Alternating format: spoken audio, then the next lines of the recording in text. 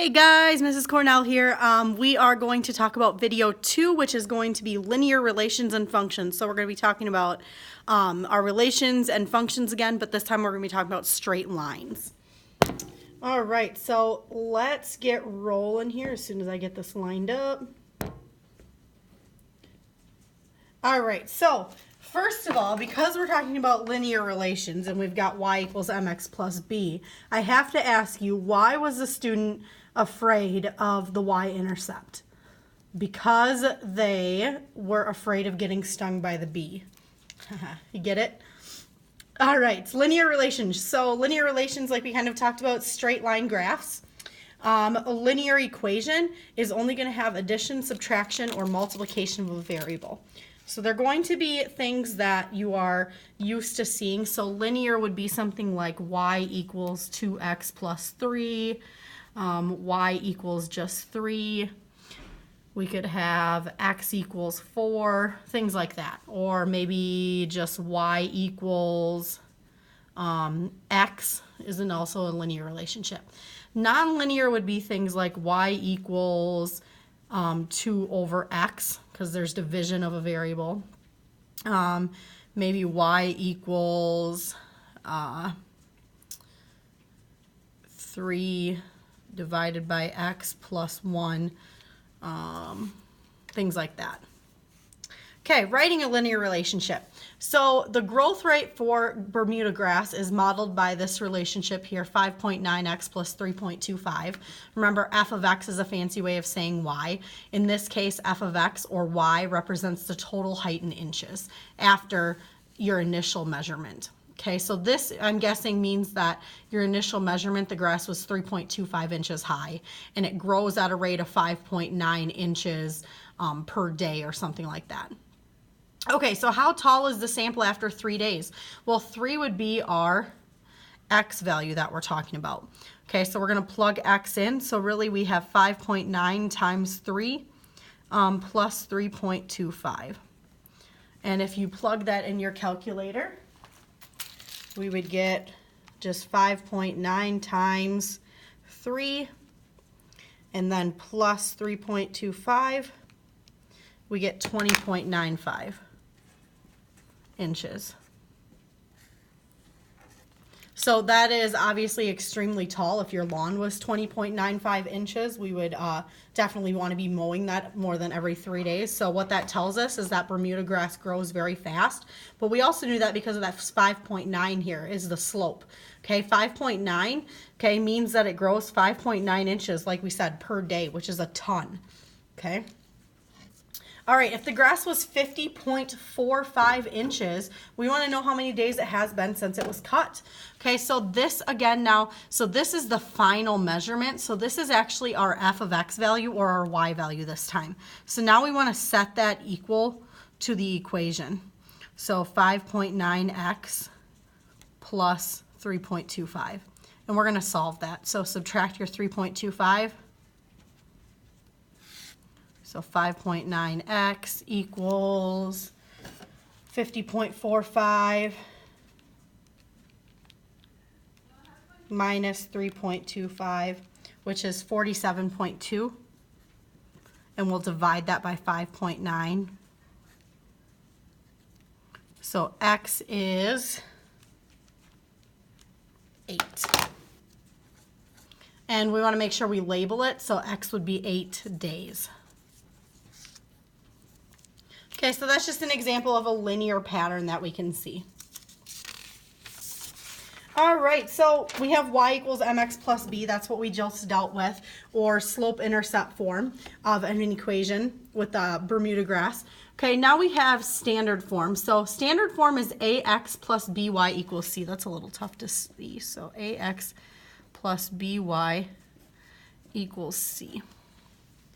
All right, where a always has to be negative, or can't be negative, sorry, so it always has to be positive, and a can't be a fraction or a decimal. Okay, so we'll talk about how to get rid of those things if we are in that situation. So we're going to write this guy in standard form here. So what we want to do is we want to start by getting our a's, or our x's and our y's on the same side of the equation. So we're going to subtract the 8y first. That's going to cancel that. Okay, remember we have our imaginary line here by the equal sign. Okay, if I do that, I have negative 3/10 x. Okay, I always write my x's first because they come first in standard form. Minus 8y equals negative 15. Okay, so we've got it as the x's plus the y's equals the constants. But now I have to get rid of this negative and I have to get rid of the fraction because of these two rules. So I'm going to multiply it by the denominator because that would cancel out the 10. But to make it positive, I want to multiply a negative times a negative. Okay, so if a is negative, we always want to multiply by a negative. If this is a fraction, we want to multiply by the denominator. In this case, we have both situations, so that's why we're multiplying by a negative 10.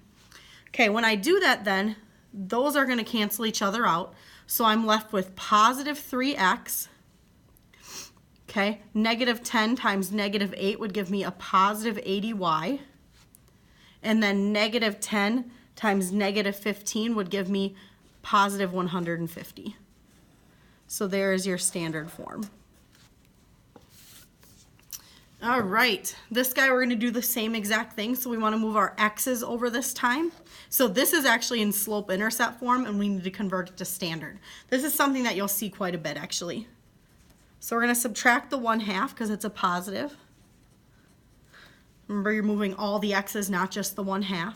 So we're going to rewrite that as negative 1/2 x plus y equals negative 10 if we move the x's over.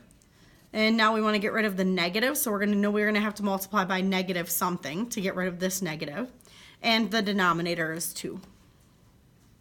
So that's going to cancel that out there and make it a positive 1x minus 2y if I multiply negative 2 times y.